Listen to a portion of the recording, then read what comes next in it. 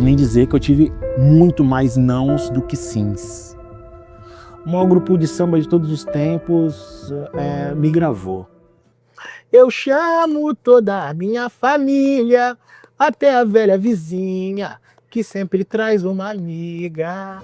E toda a galera que conhece, onde isso tudo acontece, viva o pagode comigo, onde a mulherada vai se bronzear. É a primeira música de trabalho do Mário Sérgio, depois de 18 anos de fundo de quintal, no álbum solo dele, primeiro e único álbum solo dele, primeira música de trabalho dele, depois de 18 anos de fundo de quintal, é Na Laje. Caramba. Então, assim, assim, o que estava previsto era só entrar no disco. Eu entrei e fui a música.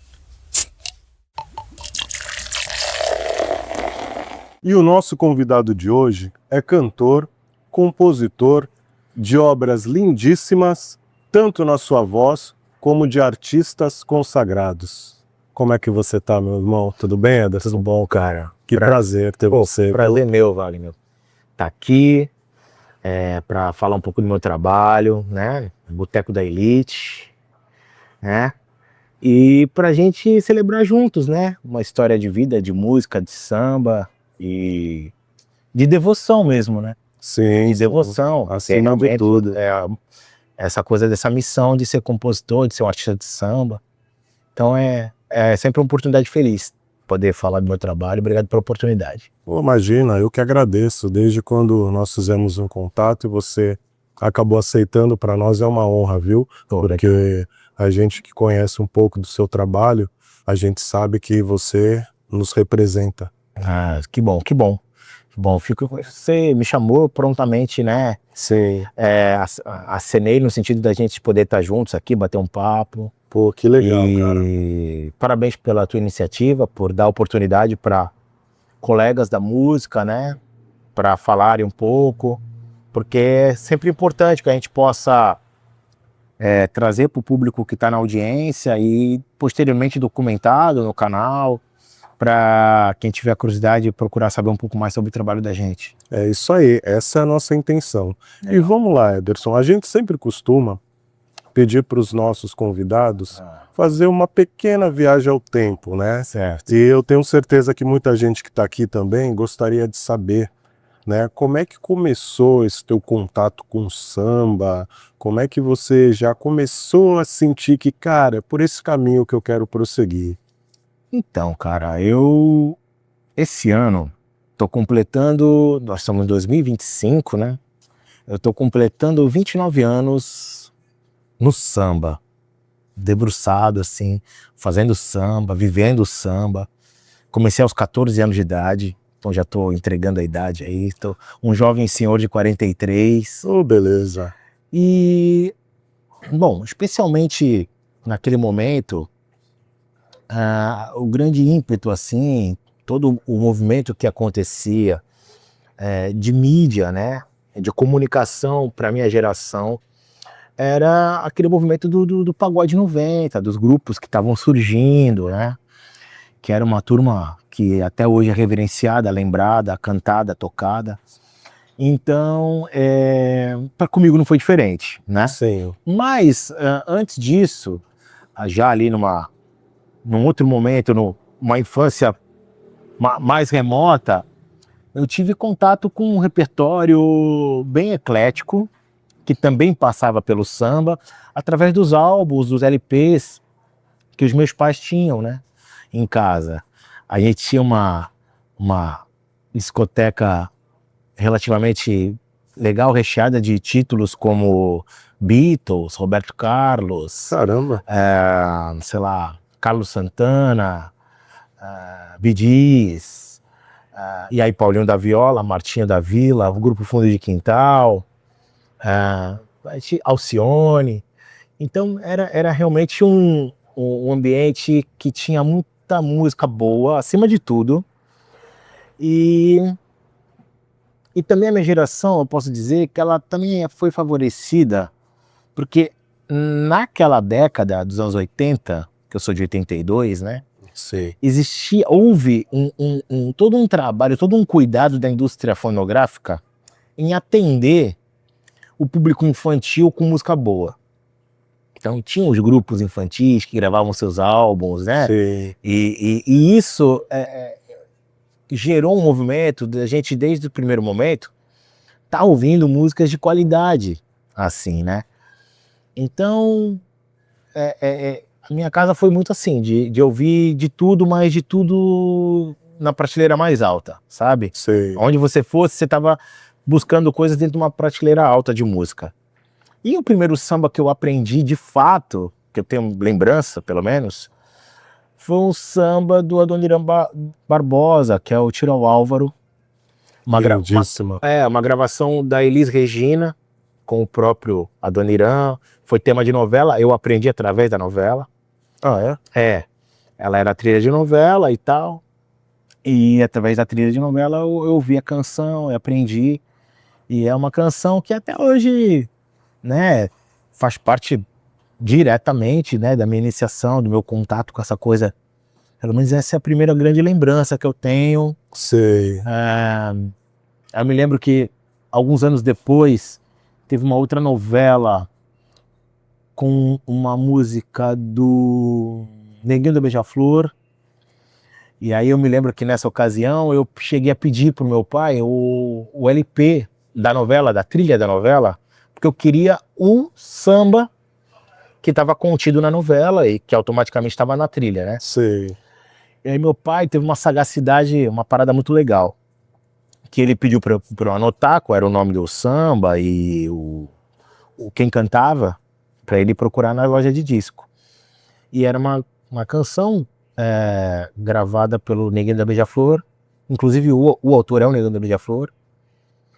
E aí ele, quando foi na loja de disco, ele, ao invés dele comprar o LP da novela, ele comprou o disco de carreira do Neguinho com a música. Sim. Então, ao invés de ele me dar um samba, que na trilha da novela tinha um samba, ele me deu 12, 6 de cada lado, né? Certo. E aí foi um baita custo-benefício, né? Oh, e como? E é um álbum lindíssimo do Neguinho. Pra mim, inclusive, eu reputo como, acho que o melhor álbum da carreira dele, uma produção do Rio do Hora, as bases tocadas pelo grupo Fundo de Quintal. Olha só. Do cacete, mó discão, assim. E aí a gente já foi tendo essa familiarização com o samba, fora o repertório que já tocava em casa. Sim. E quando eu me vi, já nos anos 90, com toda essa geração chegando, foi inevitável de eu tentar me aproximar disso de uma maneira mais presente e tal.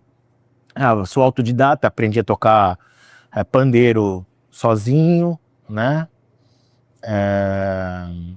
E aí, aos 14 anos, eu já estava na rua, na noite. Tocando já? Tocando.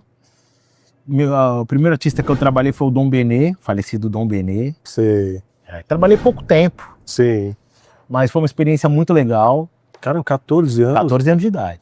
Ô, louco. Pandeiro embaixo do braço, tomando condução e indo pra lá e pra cá. E naquela época, você não tinha dificuldades, assim, para poder estar tocando? Porque eu posso estar enganado, mas pelo fato de você ser menor de idade, não tinha algum problema, principalmente quando se tocava, assim, num horário um pouco mais extenso? Então, pra falar a verdade, eu nunca passei por esse tipo de questão. Talvez porque eu pudesse ter uma fisionomia que não sugerisse exatamente a idade que eu tinha, podia parecer que eu fosse um pouco mais velho, ou até mesmo porque dei sorte, sabe? Eu tava com pessoas legais em volta, pessoas que davam um certo resguardo de, não, pô, tá com a gente aqui, tá tudo bem. Cara, porque eu lembro que comigo, pelo menos, né, minha mãe me vivia me assustando, né, ela sempre falava, ó, cuidado onde você vai, porque se você for pego pelo juizado de menor, tinha, né, Tinha esse papo, aqueles papos, né, voltado a isso. Então, sei lá, eu acho que eu dei um pouco de sorte, eu frequentei muito aquela casa, o Cachaça Brasil, na Costa. Sim. E assim, eu me lembro que a primeira vez que eu pisei no Cachaça Brasil eu devia ter 15 anos. Não mais Caramba. que isso. Não mais que isso, entendeu? 15 anos. E aí fui, e era segundas-feiras que tinham lance de uma macarronada, né? Ele serviu uma macarronada, tava incluso na entrada, você Sei. tinha direito a se servir com um prato de macarronada e tinha o samba, né? E naquela noite ia cantar a Arlindo Cruz e Sombrinha. Era o começo da dupla, era o primeiro álbum da dupla, antes de acabar de lançar disco. Sim.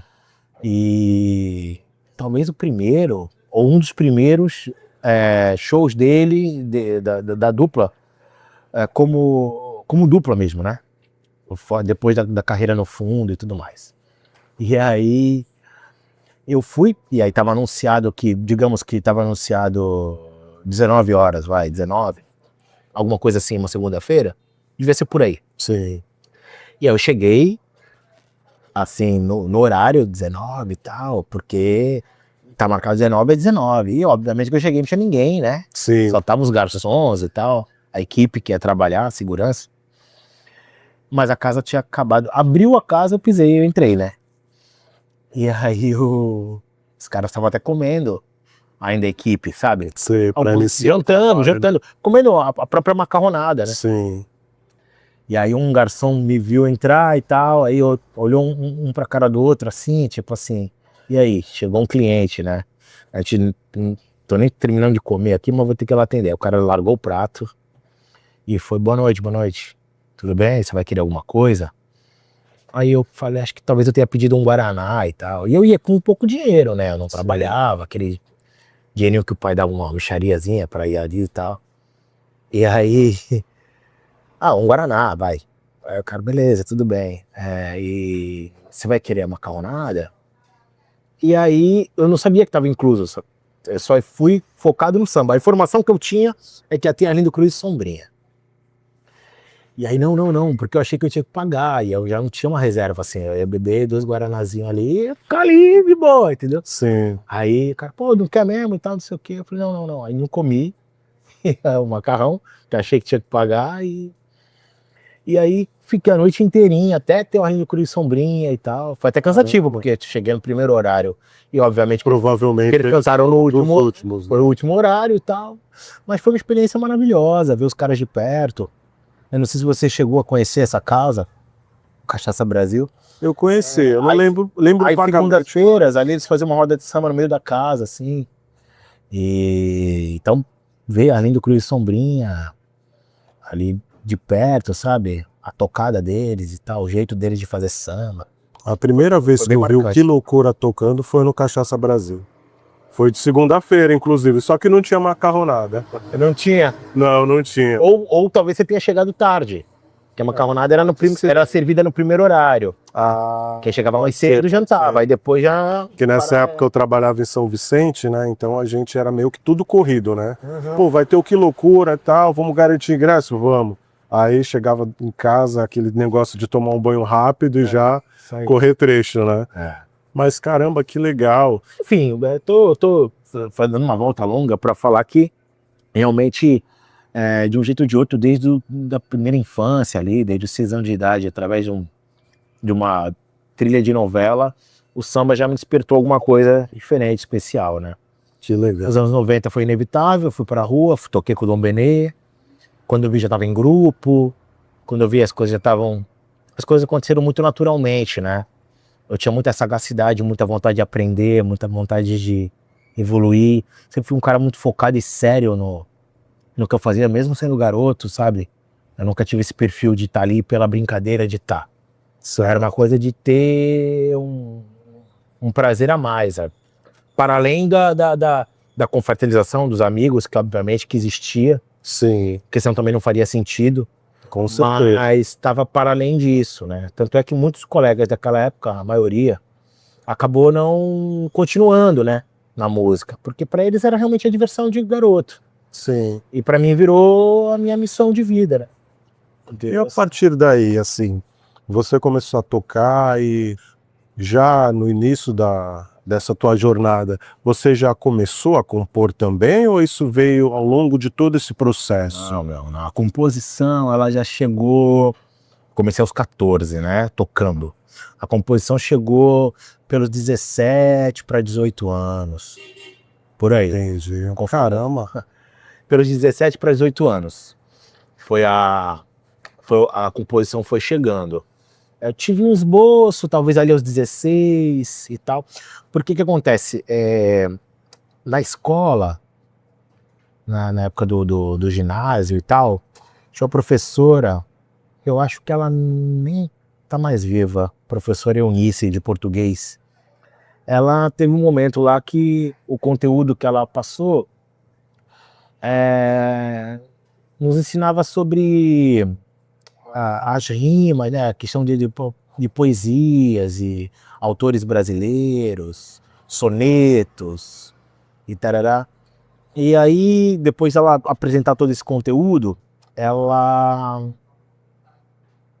propôs para que a turma, toda a classe, né, preparasse paródias a partir de uma estrutura de um soneto de um poeta brasileiro, que eu não vou lembrar agora o nome.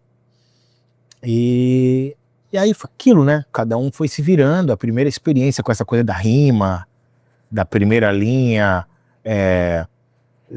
rimar com a terceira e tal, essas coisas, formar as estrofes, formar os versos e tudo.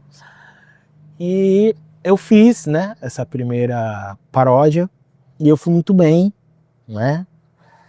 E então, quer dizer, eu já desde sempre eu tinha uma habilidade com a coisa de redação e tal, a palavra, eu sempre andei muito bem, assim, eu sempre tive uma boa relação com a palavra. A palavra é a minha ferramenta de trabalho, né, principal. Sim. Então eu tenho que estar de bem com ela. E eu sempre andei de mão dada com a palavra, assim. Até então eram as redações e tal, mas aí era uma coisa que você não estava preocupado com a rima. Você tinha que contar uma história ali, um papo, um tema que estava pontuando a redação. Aí quando vi essa coisa, aí a brincadeira ficou diferente, né? Porque tinha rima, né? Sim. Não tinha métrica melódica, não era uma canção, mas era alguma coisa rimada. Você tinha que pensar rimado. E aí eu fui super bem, a professora gostou. E inclusive ela propôs que a turma fizesse, porque até então nem todos foram bem, né? Mas ela falou para eles tentarem novamente, para todos nós fazermos uma nova leva de paródias, assim, a partir daquele poema. E os melhores iriam para um painel na escola, que ia ter uma feira, um negócio na escola. No pátio da escola ia ter um painel apresentando as melhores, né? Sim. Talvez as 10 melhores e tal. Aí o que aconteceu? Que os colegas acabaram pedindo para eu fazer. Muitos dos colegas. Sim. Fiz uma cacetada de paródias. Fiz um montão. E é mó barato, porque tipo assim, das paródias que eu fiz para os colegas, eu acho que foram mais 5, 6 para o painel. E nenhuma das 5, 6 eu assinei mesmo. Porque que acontece? A minha eu fiz primeiro. Sim. A dos colegas eu fui fazendo depois, que a prioridade era me atender, né? Lógico. Aí eu fiz a minha primeiro. Quando eu fui fazendo a dos colegas, automaticamente na segunda eu fiz um pouco melhor que a primeira. A terceira um pouco melhor que as 2 primeiras. Então, quer dizer, quando eu fui chegando no final, eu já tava com a mão entendendo o joguinho do negócio. Então as últimas, assim, ficaram muito melhores do que as primeiras. Sim. E a primeirona era minha. Então, assim, as últimas estavam muito melhores do que as primeiras. Entendi. E aí eu fui pro painel com mais 5 paródias lá, tudo assinado pelos colegas, né? Porque eu não podia também dizer pra professora que eu tinha você que pego. fez, né? Aí eu fui maneiro com eles.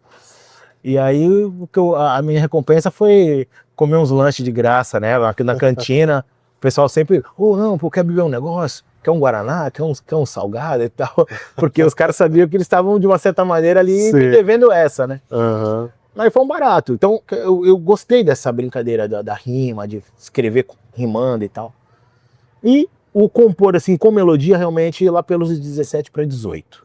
Aí começou a vir melodias simples, né? Um partido alto, quadras mais simples e tudo.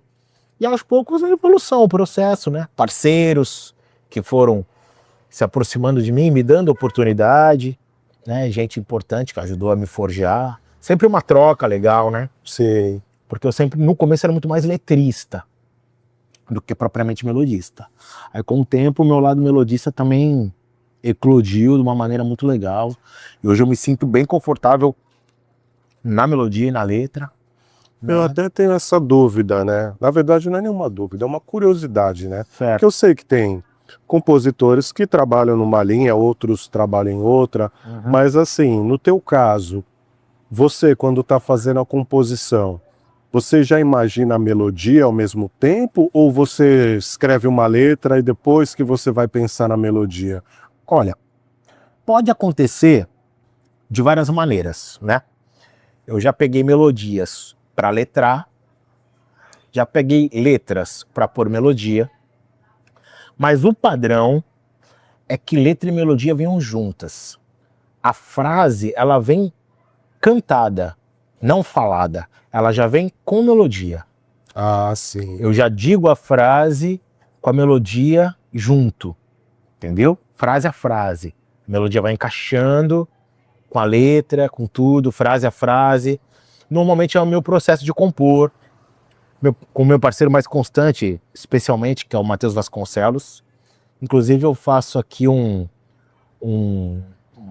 deixo aqui uma sugestão para que na melhor oportunidade você possa receber o Matheus. Com todo Porque é um prazer. compositor maravilhoso, um cara talentosíssimo e que com certeza agregaria muita coisa legal, falando também sobre o trabalho dele. É um cara Sem super, dúvida. super plural, trabalha com samba, mas também trabalha com outros gêneros. E comigo a gente acaba compondo mais sambas, né? Algumas canções meio MPB, alguns boleros e tal, uns boleros. Caramba. A gente tá indo para um lugar meio maluco às vezes. E tá sendo super legal. Tanto é que a gente, nesse primeiro semestre, lançou um conteúdo que se chama Tudo Nosso. São 6 EPs com 6 canções cada, todos celebrando a nossa parceria. Então Legal. são 36 canções, todas nossas, né? De mais de 100 que a gente tem juntos. Só na nossa parceria, eu e ele, né? Fora você Fora já várias outras. Graças a Deus. Mas assim, aí a gente separou 36, que tinha que escolher. Que foi difícil, né? Foi. É sempre difícil, né? E aí gravamos esse conteúdo através da Fish, que é uma produtora lá de Santos, meu parceiro do meu irmão André Portuga. E foi para celebrar e registrar, porque pelo mesmo motivo, tem canções que a gente já sabia que a gente não ia ter mercado para escoar. Sabe? Falando, a gente está compondo tanto, não vai ter, a gente não consegue fazer com que tudo isso seja gravado. Porque a gente sabe que vão vir mais canções, e mais canções, e mais canções. Então eu falei, olha, acho que valeria a pena que a gente fizesse esse documento, esse material, porque assim a gente, pelo menos, tem aquela coisa de extravasar, de saber que existe um registro disso, que está lá no Spotify, nas plataformas digitais, inclusive também no canal do YouTube, para a galera conhecer, saber um pouco mais, né, sobre as nossas canções, sobre a nossa parceria. Porque muita gente vê a gente como compositor, eu principalmente, a galera me vê muito como compositor de samba exclusivamente, mas pô, tem umas coisas lá que a gente gravou que são algumas coisas um pouco diferentes, um pouco fora do que se espera de um compositor de samba apenas, né? Sim. E, como eu falei, tem bolero, mas também tem Ijexá. Caramba. Então, tem um monte de coisa. É uma celebração de música mesmo, assim, de vida. Ele é um irmão que a música me deu, assim, né? Então a gente poder falar do nosso trabalho, estar juntos, tocar juntos, trocar tanta coisa bacana. Ele é um cara 10 anos mais jovem que eu, né? Então isso dá um frescor pra mim e dá uma experiência pra ele. Sim. E é uma troca feliz, né? Sim. Ele com o talento que tem, eu com o talento que eu tenho, a gente se permitindo ter essa troca e criando canções, trazendo canções ao mundo, né? Sim. Que é a nossa missão, né? Acho que é a minha principal missão, eu acredito que seja realmente trazer canções ao mundo, ser o compositor. Ser compositor é maior que tudo, porque o cantor, que eu sou, ele canta canções que um compositor fez. Se não houvesse compositor, o cantor não ia ter o que cantar. Verdade. O cantor não... Como é que música o cantor canta sem compositor? Verdade. Então, assim, a gênese da música tá no compositor. A música só existe porque alguém compôs. Depois alguém vai tocar, vai cantar, vai gravar, vai fazer sucesso ou não vai. Aí é de Deus, né? É o que Deus te preparou para aquela música. Mas sem o compositor, nada aconteceria. Caramba. É uma espécie de... É uma sensação assim, guardada as proporções, mas a gente sente um pouquinho, uma sensação de ser um pouquinho Deus, né? Sim. A gente trazer essas canções ao mundo assim, porque essas canções elas representam emoções, né? Diversas. A gente fala de amor, fala de desamor, fala de questões sociais, fala de fé. E por falar em emoção, teve alguma música que você chegou a compor, digamos assim, muito emocionado, assim, que ela realmente tocou seu coração a ponto de você até se emocionar, a ponto de chorar, assim, seja por uma história verídica ou até mesmo uma situação que você mesmo foi formatando e ao mesmo tempo ela te tocou? Cara, é o que mais acontece. Ah, é? É que tem acontecido muito, sabe? Tô ficando velho, tô ficando chorão. É. Mas tem canções, por exemplo, gravadas, tem Do Lado de Lá do Amor. Uma canção que eu fiz chorando. Vou cantar, ser feliz e olhar pelos meus. Um abraço, parceiro, ficar com Deus. Quem diria? Tem Sonho Nordestino, que também tá gravada por mim, e que eu fiz chorando. Tem uma música nova, recente, super recente, chama-se Banzo. E essa canção é uma canção fortíssima, sabe? Porque num desses encontros da terça-feira, estávamos em casa, e aí já tínhamos comido um negócio e tal, e vamos pegar o violão, vamos fazer alguma coisa. Nesse dia estava até um terceiro parceiro, que é o Guilherme Lemos. Um abraço também para ele. E aí tem aquele papo, alguém trouxe alguma coisa? Alguém tem uma primeira parte para mostrar? Eu tava sem nada. O Guilherme também sem nada. E o Matheus sem nada. Só que o Matheus falou assim, olha, eu não tenho nada, mas eu tô com uma ideia aqui. Que é o seguinte, eu assisti um documentário ontem, no caso, né? Na noite anterior ao nosso encontro. Assisti um documentário, e é um documentário que falava sobre o banzo. Você já ouviu falar nisso, Ederson? Já ouviu falar nisso, Gui? A gente falou, não sei o que é. A palavra mais parecida com banzo que eu já tinha ouvido era banzé. Mas que não tem nada a ver com banzo, né? Tá, mas o que é o banzo? O banzo é na linguagem africana, significa a melancolia, tristeza. É o que o ocidental aqui, nós demos a nomenclatura como é que se chama? A depressão, por exemplo. Sim. Quando você está em estado de banzo, é porque você está triste a ponto de estar depressivo, triste, melancólico. Eu mesmo não conhecia essa expressão. E isso é uma expressão africana, né? Para você ver, no momento em que o mundo civilizado, dito civilizado, sequer cogitava a hipótese de existir algum tipo de patologia emocional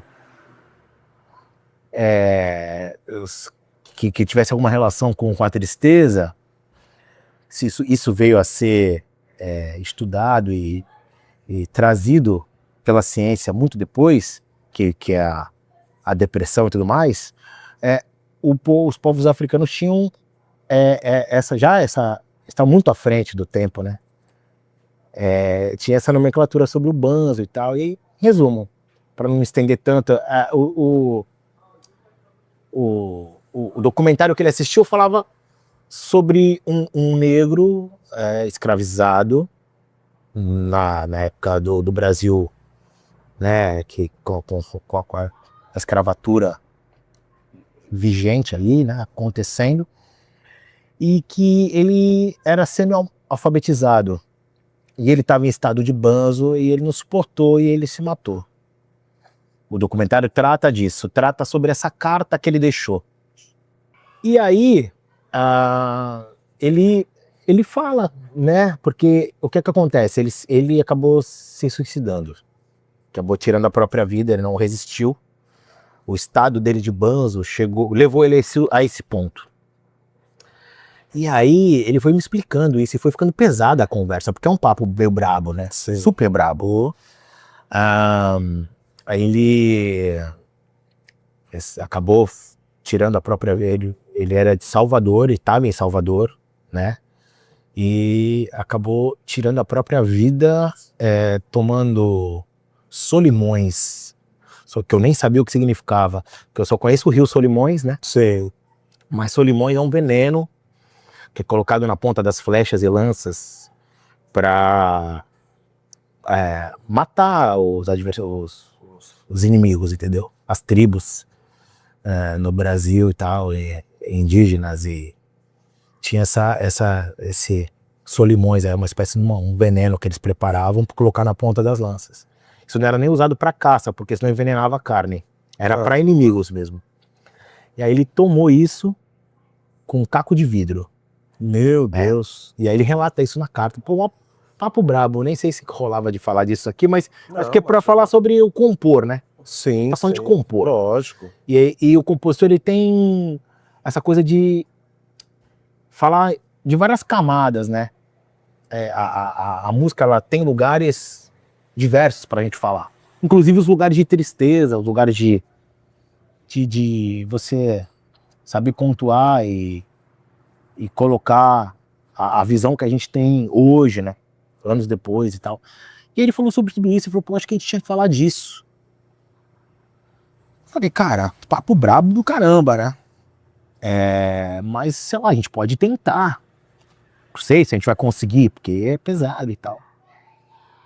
E aí eu falei, bom, então o que a gente pode fazer, tentar fazer, já que ele, ao se despedir, ele deixou uma carta, mesmo semi-alfabetizado, conseguiu deixar uma carta, a gente pode fazer uma nova carta. Ele hoje, como uma entidade, um espírito que está em outro plano, que conseguiu evoluir, progredir, ele volta para trazer uma nova carta para os irmãos Banzo, para o irmão Banzo que hoje estiver em estado de banzo, para poder se identificar com aquilo e que a morte dele não tenha sido em vão. Sim. Entendeu? E o resultado disso? Cara, eu tenho que pegar a letra porque eu não saberia cantar agora de cabeça, mas eu vou pegar para você. Me dá um minuto aqui. Cara, porque agora me causou até uma grande curiosidade, porque Vamos ver. ficado pesado, hein? Ah, não, ficou... Onde eu vou colocar aqui? Eu acho que eu vou encontrar fácil. Desculpa. Imagina. Vamos ver. Então, o nome dele era Timóteo. É um nome abrasileirado, né, que deram para ele. O nome dele era Timóteo. E aí, a gente foi fazer uma pesquisa. Eu fui fazer uma pesquisa porque o que significava Timóteo, né? E aí Timóteo significa aquele que tem as honrarias de Deus. Bonito, né? Sim. Só que foi justamente o que ele não teve, né? Ele não... Bom, aí nós fizemos assim... Vamos ver se eu lembro. Banzo eu, banzo você, meu irmão Banzo. Hoje eu vim lhe dizer, não sofro mais, pois encontrei minha paz por entre vidros e solimões. Então voltei para escrever mais uma carta aos nossos corações. Mesmo nascido Timóteo, Deus me negou suas honrarias. Diante de tanto desgosto, me diz então, meu irmão, o que você faria? Se revoltaria talvez, mas morreria pelas mãos de um branco. E eu nunca que havia de dar esse poder a nenhum falso santo. Santificado parti, martirizado por mim, quis liberdade. Em Salvador, me salvei do horror de não ter dignidade. E que não seja em vão tudo que esse teu irmão passou por aqui. Quero você nunca mais sendo banzo e voltando a sorrir. Rapaz, pesado, hein? Que letra linda. Esse é banzo, né? E aí, como é que não chora fazendo isso daqui? Porque Imagina o processo. quando você rapaz. percebe aonde que você está pisando, aonde que você está tendo a permissão de entrar, que isso é uma permissão de Deus, né? Sim. Isso não é uma coisa qualquer. Não, claro que não. E aí, cara, os três parceiros, assim, emocionados, chorando. Então tem disso, né? A música emociona, assim, quando a gente sente. Eu costumo dizer, às vezes ela morde a gente, né?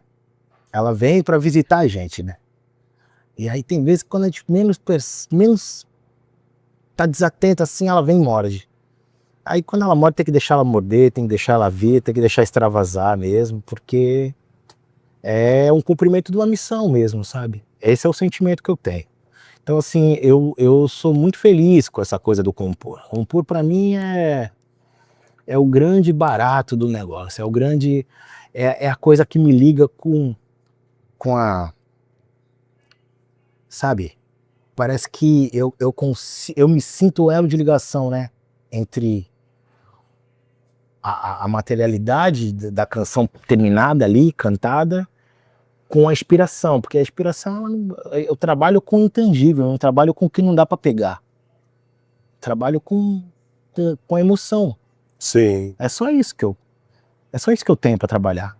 Eu tenho que estar pronto para me emocionar. Quanto mais eu me emocionar, mais bonito vai ficar a canção. Sim. Eu vou permitir as emoções virem, entendeu? E eu conseguir falar. Então isso é do cacete, né? É bom pra caramba, eu gosto pra caramba. E eu até costumo dizer que quando isso acontece, né, acho que vem uma tradução natural de quem eu acho que ouve, né? Porque você vê, por exemplo, tudo bem que isso também pode depender um pouco do intérprete, mas tem tanta música que a gente ouve que ela toca a fundo, assim, dependendo do teu estado emocional. Claro. Você praticamente se emociona assim de verdade, né? E aí eu fico muitas vezes, né, do lado de cá pensando, né, qual foi a inspiração, como foi esse dom que o cara teve para poder criar, né, essa melodia, essa música, né? Porque como você bem falou, né, no teu caso, por exemplo, né, muitas vezes pode vir ali a melodia junto, né? Mas me conte, quando você está fazendo a música, tem momentos que quando você termina, você já logo imagina, pô, essa música aqui talvez tenha a minha cara mais, ou então tem mais a cara de um artista X, Y. Acontece, né? Por exemplo, nesse momento, a gente tá numa fase compondo, assim, direcionando canções para um cantor em especial. Então, naturalmente, a gente já vai tentando levar a canção para um lugar que vista bem esse cantor. Se a gente quer ser gravado pelo artista, pelo cantor, a gente tem que... A canção é como uma roupa, né? Então, assim, você pode ver, às vezes, a mesma canção gravada por 2 ou mais artistas, ela fica completamente diferente. Aí você fala assim, como é que é possível? Essa música é a mesma. Porque às vezes aquela roupa não veste aquele cantor, aquela voz. Entendeu? Entendi. Então, é sobre isso também. Eu acho que tem um mistério do compositor e tem um mistério do intérprete de saber o que faz sentido na voz dele. O que tem a ver com ele cantando. Isso é um outro mistério. Um cara que era incrível, assim, sensacional nisso, era o Reinaldo, por exemplo. O Reinaldo, tudo que ele cantava e parecia que tinha sido feito para ele. Pode ver que muitas coisas que ele gravou são regravações. Muito do que ele gravou foi regravação. Já tinha sido gravado por alguém, ele foi lá e regravou. Mas com ele, a coisa se encaixava, né? Parecia que fazia mais sentido com ele cantando. Porque isso é um talento, é um dom fundamental, que todo cantor que quer ter carreira de cantor devia estar atento a isso. Ah, essa música é boa, vou gravar. Não é só isso. A música é boa, vou gravar, mas tem a ver comigo cantando, eu vou saber cantar. Eu entendi o que essa música está dizendo, entendeu? Sim. Por exemplo, como é que eu vou pegar uma música dessa e vou dar o abanzo que eu mostrei aqui? Quem é que vai gravar isso aí? Não é só cantar bem. E já aconteceu, por exemplo, de você, de repente alguém chegar para você, Ederson, quero gravar essa música, e de repente você imagina que, poxa, eu acho que não tem muito a ver, e você se surpreender? Já chegou a acontecer alguma vez? Já, por exemplo, a canção Ciclo é uma canção das mais recentes, assim, eu digo mais recente no sentido de uma das últimas que tem repercutido muito bem. É uma canção que fala de amor, mas um amor maduro, né? Um amor... Porque a gente chegou numa faixa de idade que eu quero comunicar para essa galera que é o público que me acompanha, que acompanha o samba de uma maneira geral. Que é o cara, a pessoa, né? O cara ou a mulher, né? 35 mais. Quem curte o samba que eu faço, é uma pessoa 35 mais. Então, assim, até para falar de amor, você não pode falar de qualquer jeito. Você tem que falar numa linguagem que tem a ver com esse 35 mais. Essa pessoa mais madura, que tem uma outra percepção de vida, um outro jeito de entender o mundo, né? E essa canção Ciclo foi gravada pelo Renato Milagres, que é sobrinho do Zeca Pagodinho, um grande cantor, compositor, meu parceiro também de música, não na música Ciclo, mas é um parceiro meu de música. E eu estava sabendo que ele estava escolhendo repertório. Preparei algumas canções para mandar para ele, inclusive uma eu fiz especialmente para ele e mandei. E o diretor musical dele, que é o Vitor de Souza, que hoje é cavaquinista do Jorge Aragão, trabalha com o Jorge Aragão e tudo mais, ele, ao contrário do Renato Milagres, por ele ser um produtor também, tudo que eu faço eu mando para ele. Mando para ele e mando para outros produtores também. Então ele tinha lá tudo que eu vou fazendo, vou mandando, vou fazendo, vou mandando. Independente da linha, do estilo. Porque eu sei que na hora que tiver um cantor que faça sentido, ele vai ter lá digamos assim, uma pastinha com as minhas... Pastinha do Ederson Santos, a pastinha do outro compositor e do outro, ele vai lá dar uma olhada, fala, preciso de música pro fulano, acho que tem essa aqui, pode ser, tal. Enfim.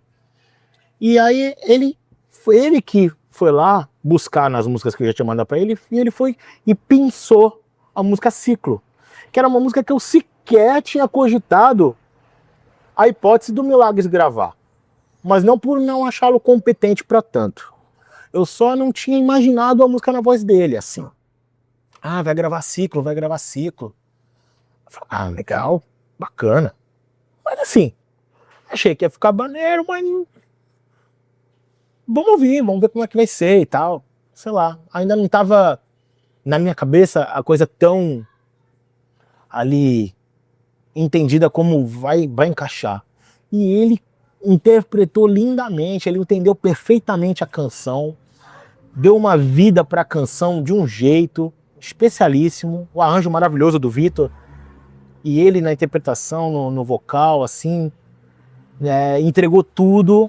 E a canção é uma canção que tem me tirado de um lugar ainda que estava, de uma certa maneira, ainda escondido para um público um pouco maior, o público que que ele já alcançava e eu ainda não, e que me apresentou também para esse público, né? Porque as pessoas foram procurar saber quem era o compositor e tudo mais. São 3 compositores, eu, Matheus Vasconcelos e Ricardo Augusto. E isso tem sido muito bom para nós 3, assim, sabe? Você pode cantar um trecho dela para nós? Que eu me confesso, eu peço, eu rezo por você, pelo milagre de viver ao lado seu, e que esse novo ciclo seja tão bonito, para acabar com esse conflito que eu vivo ultimamente, para acalmar a minha mente, finalmente só a gente, e quem sabe uma semente, nossa filha ou nosso filho, pra Seguir os nossos passos, nossos beijos e abraços, os nossos ensinamentos. e os nossos sentimentos. Tenho pressa nessa prece, se a prece me aquece, eu te quero por aqui. Muito bonito, até me emociona, porque é uma canção que fala de um amor para a vida toda, né? O que ele tá querendo ele tá se confessando, né? Eu me confesso, eu rezo, eu peço por você, pelo milagre de viver ao lado seu, né? E que o novo ciclo seja tão bonito para acabar com o conflito que eu vivo ultimamente. Para acalmar minha mente finalmente, só a gente. Quem sabe uma semente, nossa filha ou nosso filho, para seguir nossos passos, os nossos beijos e abraços, os nossos ensinamentos e os nossos sentimentos.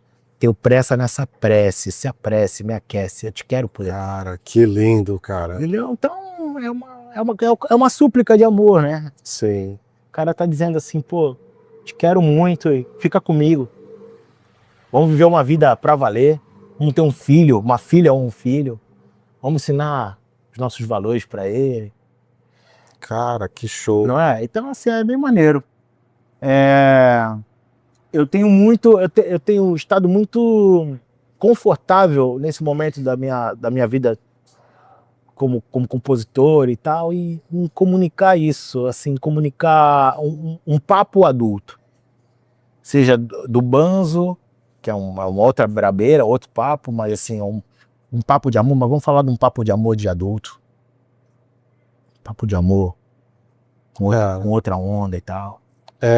Eu queria até entrar, né, na linha também das gravações, né, de artistas que fizeram, né, a gravação da sua música, mas eu queria antes, né, tentar que você falasse um pouco, que não deve ter sido nada fácil você hoje ter músicas, né, que já foram gravadas, por exemplo, na voz de Mário Sérgio, Renato da Rocinha, Ferrugem, Mumuzinho e entre outros, né? Cara, conta um pouquinho dessa estrada sua aí, como é que você trabalhava para que essas músicas pudessem estar ganhando alcance, né? Porque eu imagino que hoje talvez, né, não é uma regra, até se torna um pouco mais fácil de acordo com, né, o gabarito que você tem hoje. Claro. Mas eu acho que lá atrás foi uma dificuldade tremenda, não foi? Cara, eu posso te dizer assim, ser insistente. Foi a palavra é insistência. Porque eu já era um compositor, um cara que produzia, mas assim, vai ter um show do fulano de tal. Eu preparava um CDzinho, eu ia com o CDzinho embaixo do braço, e às vezes eu entrava no show, às vezes eu não entrava no show, porque tava sem grana pra entrar, enfim.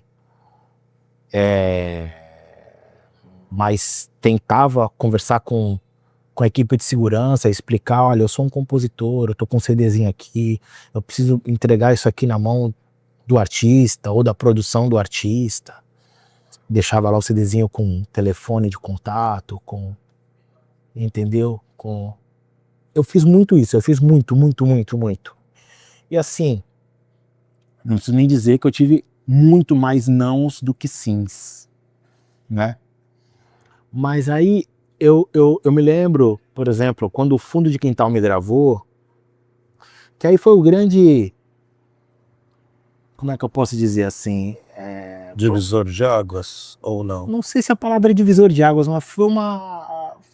Sabe quando você... Zero game, você fala assim, meu... O maior grupo de samba de todos os tempos me gravou, entendeu? E me gravou numa canção sozinho, sem parceiros. Porque eu normalmente não componho sozinho. Normalmente eu componho com parceiros. E essa canção é uma canção sozinho, sem parceiros. Às vezes parece que não, mas tem algumas coisas que precisam acontecer e não foi nem forçado para ser isso. Porque o Fundo me gravou com a canção Senhora Aparecida, que é uma canção minha sozinho. O Mário, que era do Fundo, gravou Na Laje, que é uma canção minha sem parceiros. O Ronaldinho, quando saiu do Fundo, regravou Senhora Aparecida, que é a mesma canção minha sozinho. Então assim, sempre que eu passei por essa referência do Fundo de Quintal e do Cacique de Ramos, eu passei sem parceiros. E não de uma maneira proposital. Porque eu mandei várias músicas, todas com parceiros, e no meio tinha uma que era só minha. Por exemplo, no Fundo, eu levei lá na extinta Fantastic. Lembro. Preparei um CD para cada integrante do grupo. Eu não me lembro como, mas eu tinha conseguido falar com o Ademir Batera, que é meu amigo até hoje, um cara que a gente se fala, toda semana a gente se fala. O Ademir falou, a gente vai estar no show assim assado, você vai lá, manda me chamar e leva um CD para cada um do grupo. Não adianta mandar um CD para mim. Você vai fazer o do Bira, do Birani, do Sereno. Na época já era o Delcio Luiz com a saída do Mário. Aí, um do Delcio, do Ronaldinho e o meu. São 6, você tem que fazer 6. 6, todos iguais. Tinha umas 12 músicas, sei lá quantas músicas cada um. O CD que eu fiz, né? Fiz as cópias. Aí cada uma no nome de cada um. Para a Bira, presidente, para o Birani e tal. Aí, nesse dia caiu uma chuva, mas uma chuva. Que olha, daquelas de testar a fé, né? De testar, Não tem, tá tudo dito, é realmente sobre fé, isso aí. E eu não tava numa de ir, porque realmente tava difícil, eu não tinha carro, eu ia de moto. Caraca, aí vou, não vou. Liguei para um parceiro, que inclusive esse parceiro tinha música dentro do CD que eu preparei, ou seja, ele tinha interesse que as músicas chegassem, e esse parceiro tinha carro. Aí o cara, pô, na moral, não vou, cara. Vou não, tal. Sabendo que eu só ia conseguir ir se fosse de moto, na chuva. Aí eu, não vou. Eu vou. Peguei, devo ter colocado uma capa de chuva, um negócio e tal, subi na moto e fui. Cheguei ensopado, porque capa de chuva é daquele jeito, né? Sim. Cheguei mal pra caraca, todo molhado e tal. E o Ademir me recebeu, encharcado. Ele me recebeu, me cumprimentou, falou, tá aqui o CD, um de cada um? Tá, o CD um de cada um. Deixa comigo que eu vou entregar, os caras vão ouvir. O que vai acontecer agora já não é comigo, mas eu te garanto que eles vão ouvir. E o Sereno se apaixonou pela canção Senhora Aparecida. Para falar de fé, né? Sim. Que era para testar a fé, a chuva. A canção Senhora Aparecida, que era a única das que eu mandei, só minha. Sem parceiros. E aí gravaram. Quem cantou foi o Ronaldinho. O Sereno adorou a canção, validou, assim. Quem cantou foi o Ronaldinho. É um álbum que acabou não sendo muito divulgado, porque estava naquela transição, o Mário tinha saído, foi o primeiro e único álbum com o Delcio. Eles estavam vendo o negócio de negociação com gravadora, mas é um álbum que tá no YouTube. No YouTube você encontra esse álbum e tá lá a canção Aparecida do Brasil, eles deram esse título. Eles pediram pra colocar Aparecida do Brasil, eu autorizei. E aí Aí foi uma prova, né, de falar, caramba, é isso, é perseverar, é acreditar. Ninguém vai acreditar mais que você. Ninguém vai acreditar mais que você. É aquela, né? Ninguém vai poder acreditar por você. Ou você acredita ou você não acredita, cara. E você tem que estar disposto a viver Quem processos. quer vai à luta, né? Entendeu? Você tem que estar disposto a viver processos, sabe? Ouvir não.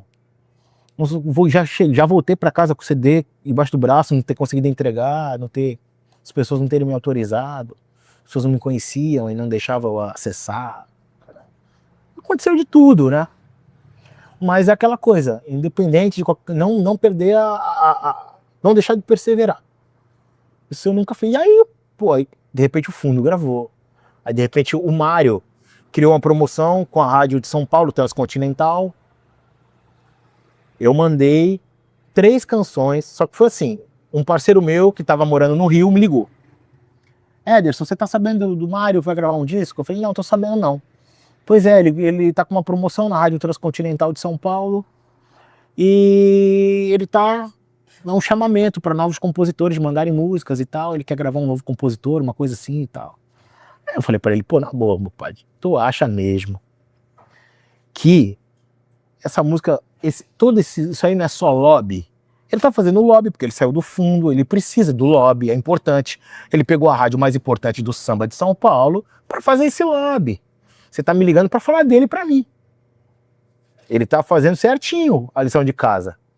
Em vez de você ligar pra gente falar de qualquer assunto, a gente tá falando dele aqui agora. E a gente brigou, assim, porque tem muito ranzinza, não sei o que, tem que mandar, não sei o que. Falei, cara, você mandou?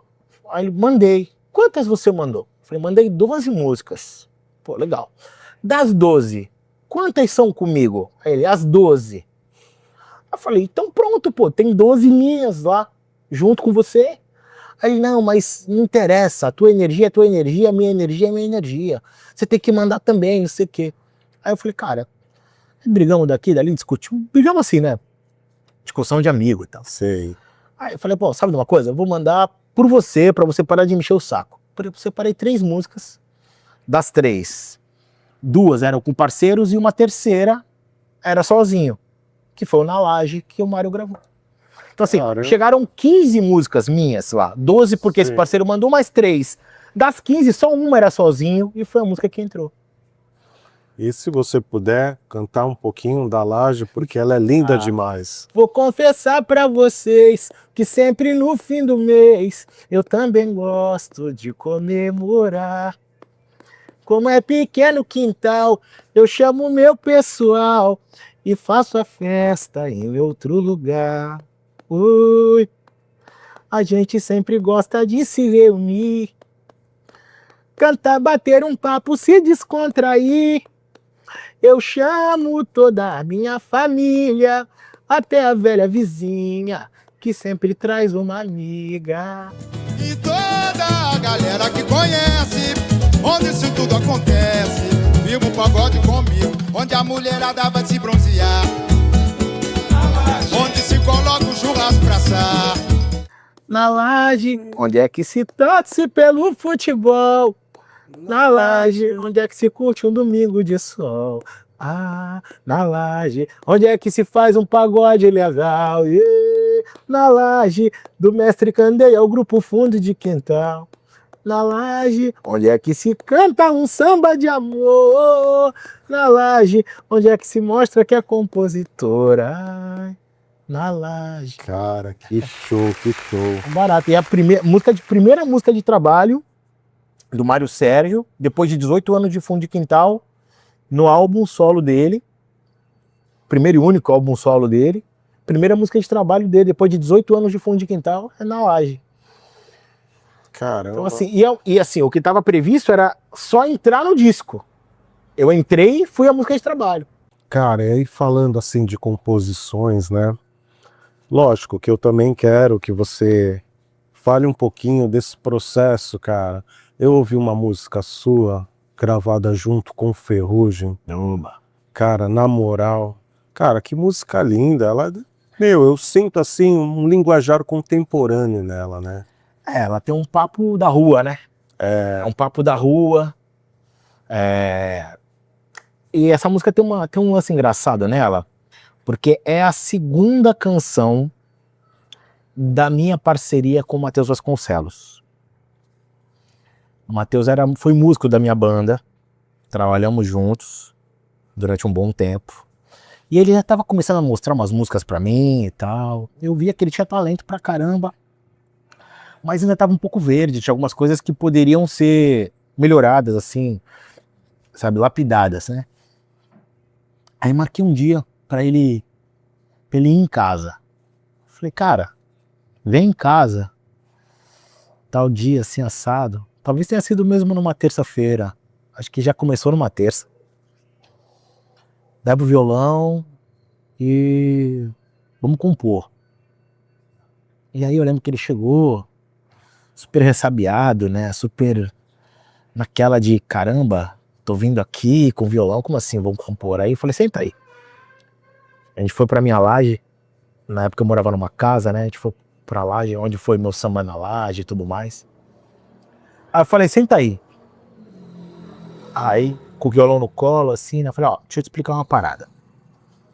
Hoje, nós vamos fazer uma canção.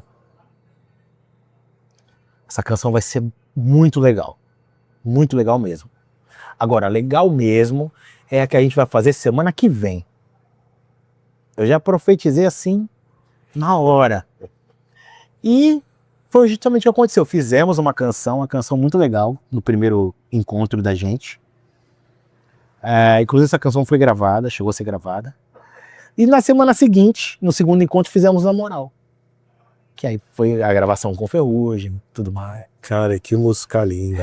Um barato, né? Caramba. E o Ferrugem foi super receptivo, super amigo, assim. Cara, talentosíssimo, né? Um cantor incrível. Arrebentou. E ainda brinco que eu dei um pouco de sorte, porque no dia que ele foi gravar a voz, ele tava meio resfriado. Foi a minha sorte, né? Porque senão ia ficar muito longe, né? Porque ele é um cantor, assim, o cara abre a boca, é um canhão, né? Isso é. E foi uma experiência muito legal. Ele é um cara sempre muito maneiro, um cara que não tem vaidade, assim, um cara muito humilde, né? Vindo generoso, foi muito generoso comigo, com o meu trabalho. Então, sou muito grato a ele, né? Pela oportunidade que eu tive de ter essa experiência, de vê-lo de perto, nesse lugar do ofício do cantor, gravando voz, sabe? A excelência dele, cantando a canção, o cuidado dele. Ficou bom, quer que eu cante de novo? Cara, Super atencioso. Então, sou muito grato a ele, e ele, tudo que ele vive aí, ele é muito merecedor pelo talento que ele tem e pela pessoa que ele é, né? Pela humildade que ele tem também. cara.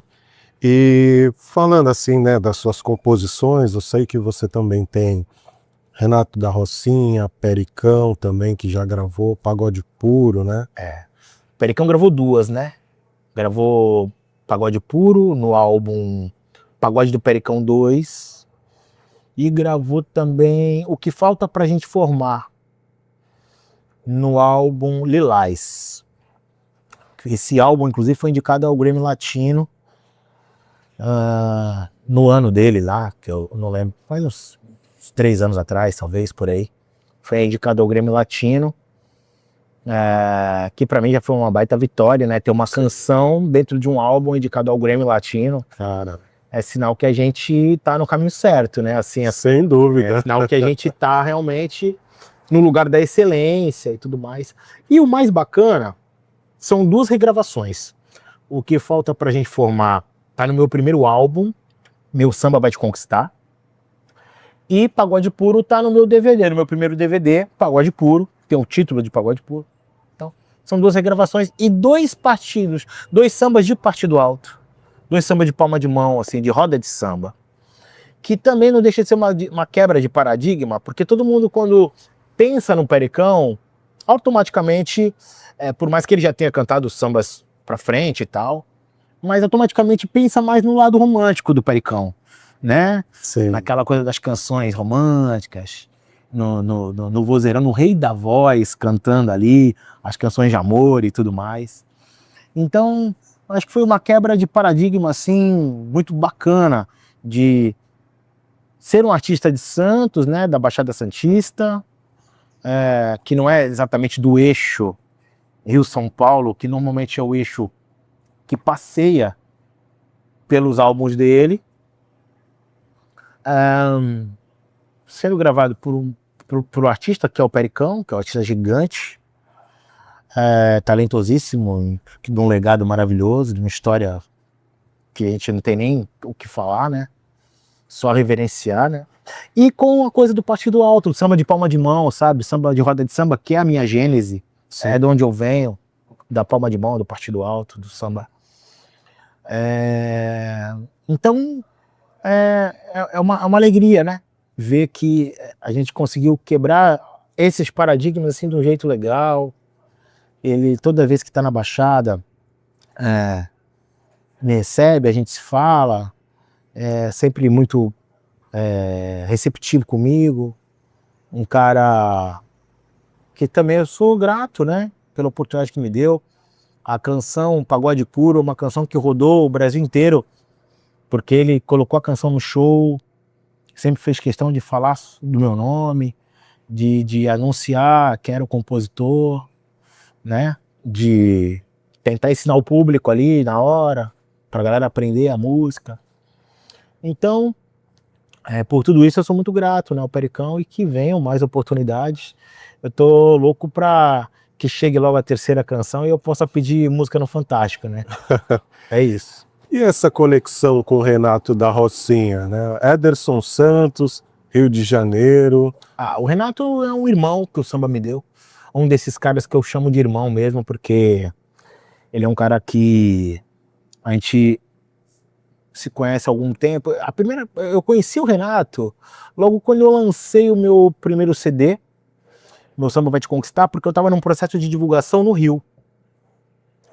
E lá nos encontramos algumas vezes. A gente esteve juntos em alguns lugares, algumas rodas de samba.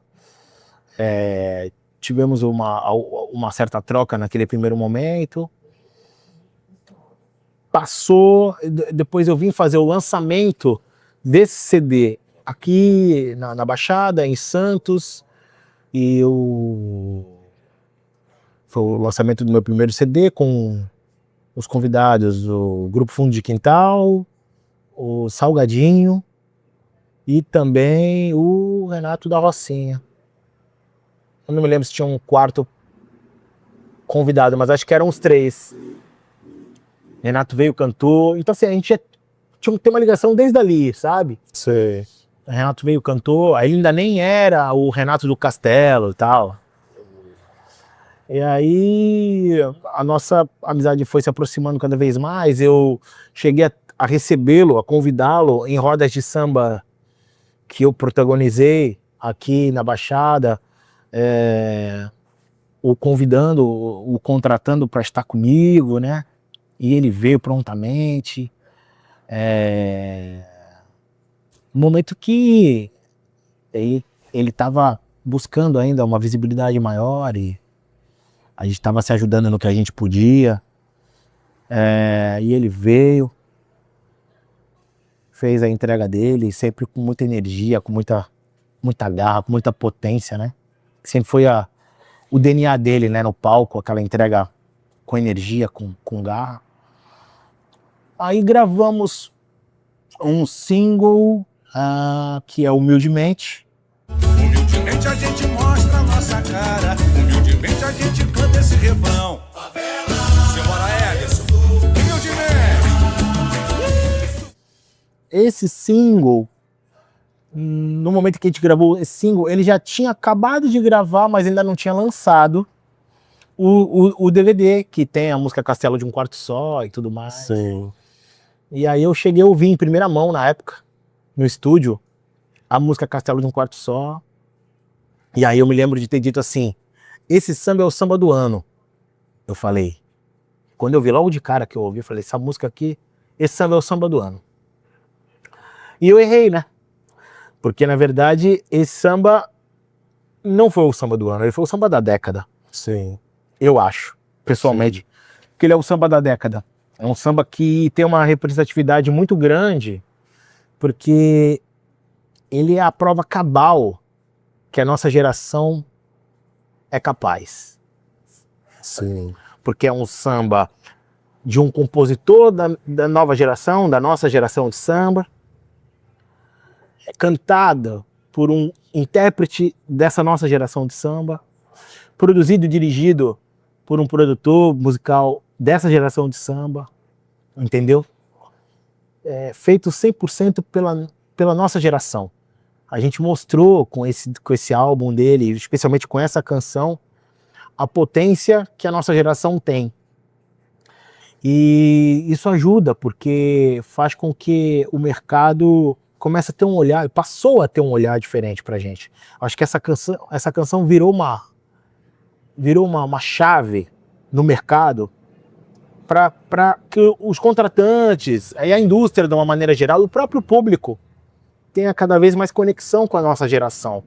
Porque infelizmente a gente está cada vez mais perdendo, né, nossos ídolos mais velhos, né, das gerações passadas e tudo. Então, fatalmente, esse legado está sendo passado para a nossa geração, de alguma maneira tentar tocar, né?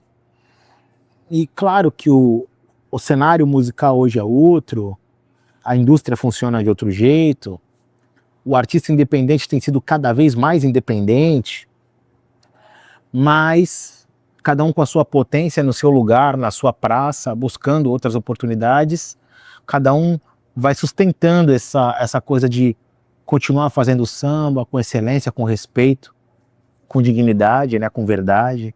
Então, eu acho que Castelo de um Quarto Só é um grande divisor de águas nesse sentido. Ô Ederson, e voltando agora para a Baixada, você poderia explicar, ou pelo menos dar uma dica, acho que não é bem a dica o nome, né? Mas, assim, como foi o processo da composição que você fez, que o Cleverson Luiz gravou? Porque eu acho essa música linda demais. Sempre ao seu lado? Isso. Essa canção é uma canção super antiga. Ela tem uns bons anos aí. Talvez uns já quase 20 anos. Sério? Eu acho. Essa canção é do Edu, do Júnior, do Edirley e minha. Somos 4 autores nessa canção. Ela se chama Sempre ao Seu Lado. Vocês comporam juntos ou... A gente se encontrou, a gente tinha encontros assim. Que geralmente, né, tem casos que, eu te mandei uma parte, verifica. Nesse caso a gente estava junto, sim. A gente tinha encontros regulares, assim, que aconteciam sempre com o intuito da composição. E saíram muitas canções nessa fase, assim, foi um momento importante também para mim, né? De crescimento, de troca, de exercitar muito o meu lado letrista, já que os meus parceiros eram mais melodistas que letristas, assim. E eu era mais letrista do que melodista. Então a gente acabava tendo uma conexão boa, né? Porque o encaixe acontecia. E fizemos essa canção, que na época o Da Melhor Qualidade gravou. Em princípio foi o Da Melhor Qualidade quem gravou. No último álbum do Da Melhor. Foi o álbum ao vivo, né? Foi um disco ao vivo deles, Aí eles gravaram lá. E eu regravei no meu DVD, Pagode Puro, com a participação do Cleverson. Chamei o Cleverson. E ele foi lá e cantou lindamente, como sempre, né? Sim. É sempre também é um deleite, né? Ver o Cleverson cantar, porque ele além de ter um registro vocal muito próprio, né? Muito particular. E marcante demais. Na primeira frase, assim, no primeiro verso, você já sabe que é o Cleverson, né? Sim. Então isso é muito legal, quando o cantor tem uma identidade vocal assim. E afinadíssimo, né? super elegante no jeito de cantar e tal. Vou abusar de você mais um pouquinho. Canto mais o trechinho, vai, dessa música. Vamos lá. Quase sempre o amor surpreende e nos arrebata. Esse imenso fulgor contraria a ciência exata. É um doce licor que aos poucos nos embriaga. Já não há mais pudor no momento em que a luz se apaga. E vai além da visão e não faz distinção de alma. Não. Sentimento voraz é capaz de trazer a calma. É a mistura de cor que aumenta o teor da chama. É assim o amor, sob os olhos de quem se ama. Coração é o seu maior refém. Como eu me sinto bem, está sacramentado esse amor que às vezes faz chorar. É o que me faz sonhar, viver sempre ao seu lado. Cara, muito show.